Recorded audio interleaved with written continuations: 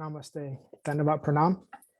By the instruction and grace of our spiritual master, Om Vishnupad Paramahamsa Shripad Bhakti Madhava Puri Maharaj, we are here reading Srimad Bhagavatam. Om Namo Bhagavate Vasudevaya. Canto 2, the Cosmic Manifestation, Chapter 4, Text 14.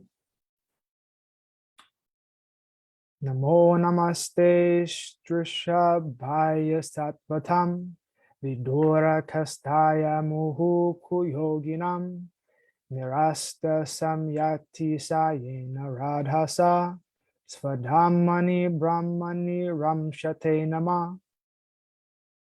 Let me offer my respectful obeisances unto him who is the associate of the members of the Yadu dynasty and who is always a problem for the non-devotees. He is the supreme enjoyer of both the material and spiritual worlds, yet he enjoys his own abode in the spiritual sky. There is no one equal to him because his transcendental opulence is immeasurable. Purport. There are two sides of the transcendental manifestations of the Supreme Lord Sri Krishna. For the pure devotees, he is the constant companion, as in the case of his becoming one of the family members of the Yadu dynasty, or his becoming the friend of Arjuna, or his becoming the associate neighbor of the inhabitants of Vrindavan, as the son of Nanda Yashoda, the friend of Sudam, Sridham, and Madhumangal, or the lover of the damsels of Rajabhumi, etc. That is part of his personal features. And by his impersonal feature, he expands the rays of the Brahmajyoti, which is limitless and all-pervasive. Part of this all-pervasive Brahmajyoti, which is compared to the sun rays, is covered by the darkness of the Mahatattva, and this insignificant part is known as the material world. In this material world, there are innumerable universes like the one we can experience. And in each of them, there are hundreds of thousands of planets like the one we are inhabiting. The mundaners are more or less captivated by the unlimited expansion of the rays of the Lord, but the devotees are concerned more with his personal form, from which everything is emanating, Janmadasyata. As the sun rays are concentrated in the sun disk, the Brahmajyoti is concentrated in Goloka Vrindavan, the topmost spiritual planet in the spiritual sky. The immeasurable spiritual sky is full of spiritual planets named Vaikunthas, far beyond the material sky. The mundaners have insufficient information of even the mundane sky, so what can they think of the spiritual sky? Therefore, the mundaners are always far, far away from him.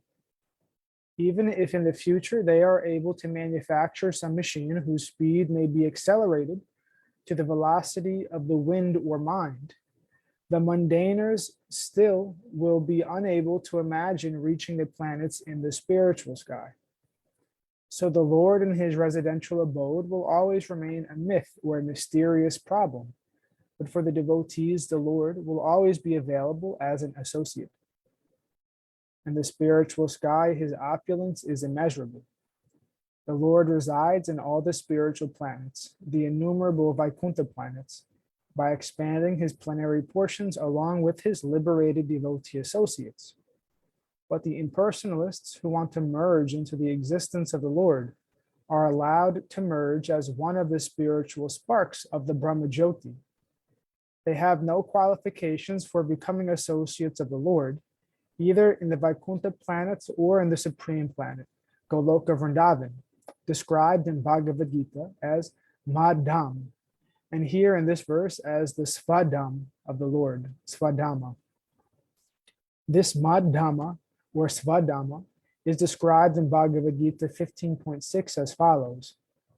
Natadvasyayate suryo nashashanko napavaka Yadgatvana nivartante tadhamma paramam mama. The Lord's Svadhamma does not require any sunlight or moonlight or electricity for illumination. That dham or place is supreme and whoever goes there never comes back to this material world. The Vaikuntha planets and the Goloka Vrindavan planet are all self-illuminating, and the rays scattered by those Svadham of the Lord constitute the existence of the Brahma Jyoti. As further confirmed in Vedas like the Mundaka Upanishad 2.2.10, Katha Upanishad 2.2.15, and Svetasratra Upanishad 6.14. Tatra suryo bhattina chandra tarakam nema vidyuto banti kuto yam agni tameva bantam anubhati sarvam tasya basa sarvamidam vibhati. In the Svadhamma of the Lord, there is no need of sun, moon, or stars for illumination, nor is there need of electricity, so to speak of ignited lamps. On the other hand, it is because those planets are self-illuminating that all effulgence has become possible, and whatever there is that is dazzling is due to the reflection of that Svadhamma. One who is dazzled by the effulgence of the impersonal Brahma Jyoti cannot know the personal transcendence. Therefore, in the Ishopanishad, it is prayed that the Lord shift his dazzling effulgence so that the devotee can see the real reality. It is spoken thus. Hiranmayena patrena satyasya pihita mukam tatvam pushan apavrinu satya dharmaya drishtaye. O Lord, you are the maintainer of everything, both material and spiritual, and everything flourishes by your mercy. Your devotional service, or bhakti yoga, is the actual principle of religion, satya dharma, and I am engaged in that service. So kindly protect me by showing your real face. Please, therefore, remove the veil of your Brahma Jyoti rays so that I can see your form of eternal bliss and knowledge. Text 15. Yat kirtanam yat smaranam yad ikshanam yad vandhanam yat shravanam yad arhanam lokasya sadyo vidhu noti kalmasam tasmai subhadra shravase namo nama. Let me offer my respectful obeisances unto the all-auspicious Lord Sri Krishna, about whom glorification, remembrances, audience, prayers, hearing, and worship can at once cleanse the effects of all sins of the performer. Purport. The sublime form of religious performances to free oneself from all reactions of sins is suggested herein by the greatest authority, Sri Shukadev Goswami. Kirtanam, or glorifying the Lord, can be performed in very many ways, such as remembering, visiting temples to see the deity, offering prayers in front of the Lord, and hearing recitations of glorification of the Lord, mentioned in Srimad Bhagavatam or Bhagavad Gita. Kirtanam can be performed both by singing the glories of the Lord in accompaniment with melodious music and by recitation of scriptures like Srimad Bhagavatam or Bhagavad Gita. The devotees need not be disappointed in the physical absence of the Lord, though they may think of not being associated with him. The devotional process of chanting, hearing, remembering, etc., either all or some of them, or even one of them, can give us the desired result of associating with the Lord by discharging the transcendental loving service of the Lord in the above manner. Even the very sound of the holy name of Lord Krishna or Rama can at once surcharge the atmosphere spiritually. We must know definitely that the Lord is present wherever such pure transcendental service is performed, and thus the performer of offenseless kirtanam has positive association with the Lord. Similarly, remembrance and prayers also can give us the desired result if they are properly done under expert guidance. One should not concoct forms of devotional service. One may worship the form of the Lord in a temple, or one may impersonally offer the Lord devotional prayers in a mosque or church. One is sure to get free from the reactions of sins, provided one is very careful about not committing sins willingly in expectation of getting free from the reactions by worshiping in the temple or by offering prayers in the church.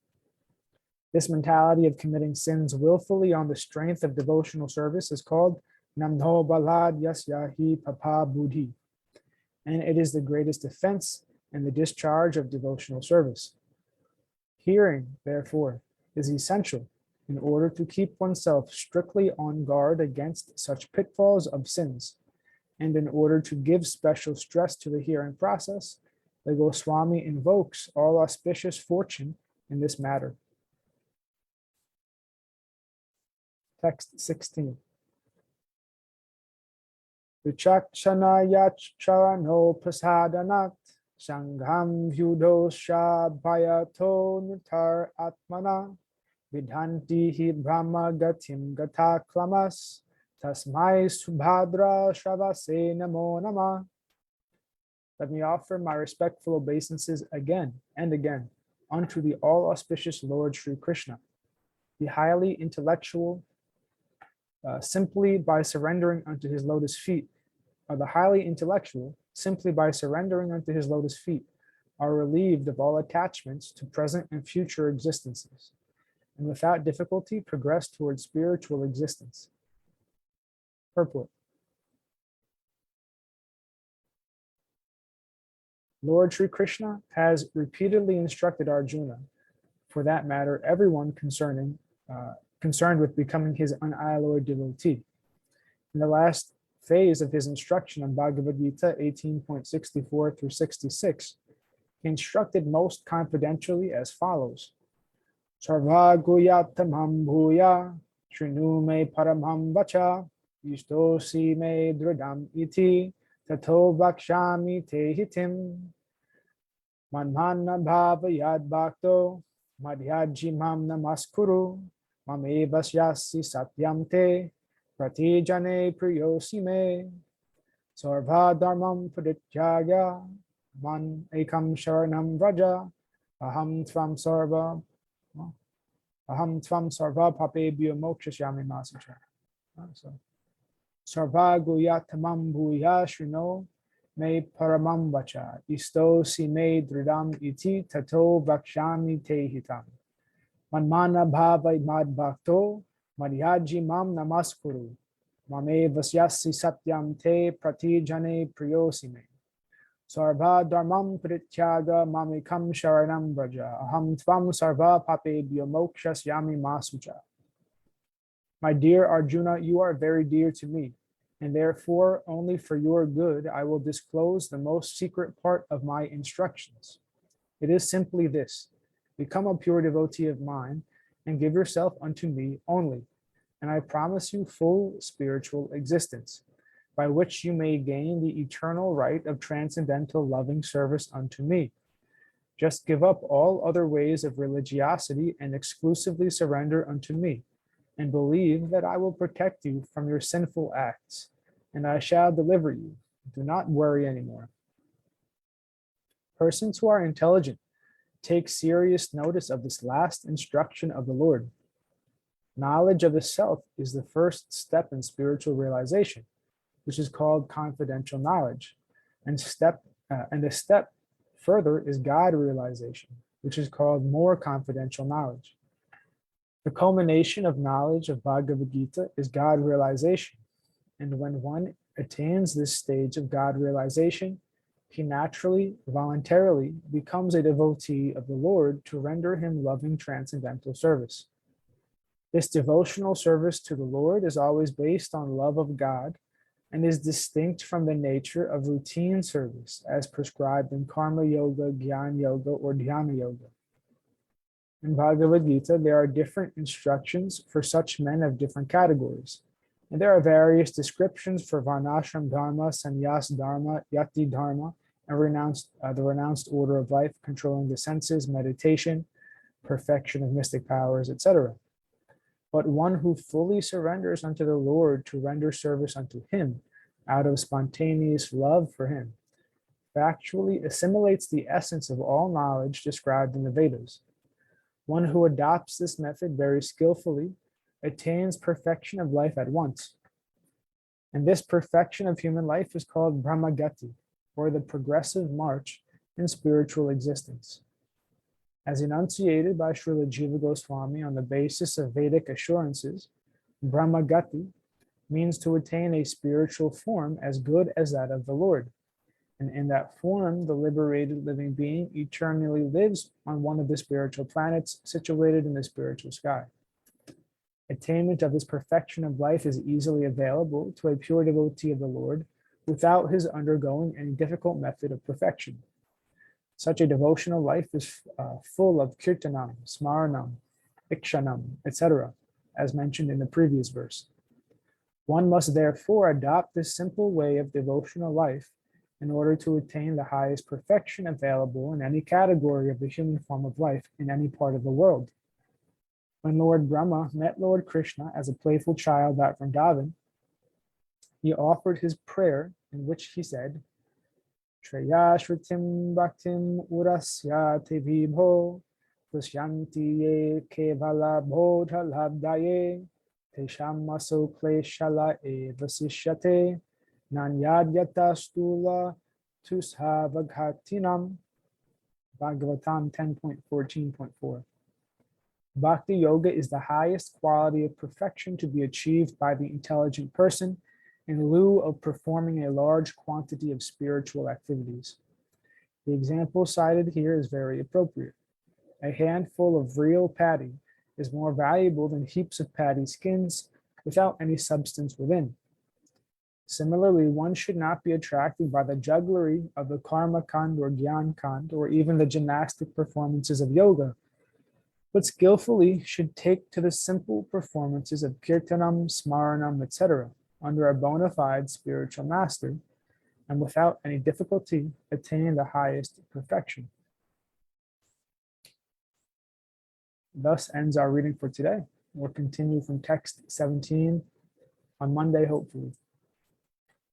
All glories to Om Vishnupad Paramahamsa Sripad Bhakti Madhava Puri Maharaj Ki Jai.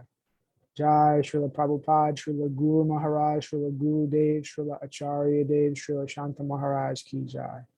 All glories to our Rupa Nuga Guru Varga Ki Jai. All glories to the assembled devotees. All glories to the worldwide devotees. Bhakta Vrinda Ki Jai.